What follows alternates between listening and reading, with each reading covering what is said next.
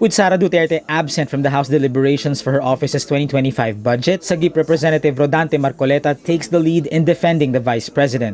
He immediately moves to terminate the budget briefing Tuesday, but House Appropriations Senior Vice Chairperson Stella Kimbo calls for a suspension. Wala na dapat bakit yan. Masalang nangyayari na barang sa puwet.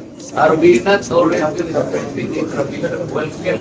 Kabataan Representative Raul Manuel objects to Marcoleta's motion, prompting a vote among lawmakers. 45 go against terminating the budget briefing, with 3 others in favor. Marcoleta, Davao City Representative Isidro Ungab, and Davao Occidental Representative Claude Bautista. And because she is not present, she is actually insulting the second institution that should scrutinize the budget of the Vice President. If we will be always submitting to this tradition, what happens to the constitutional provision on public office is a public trust.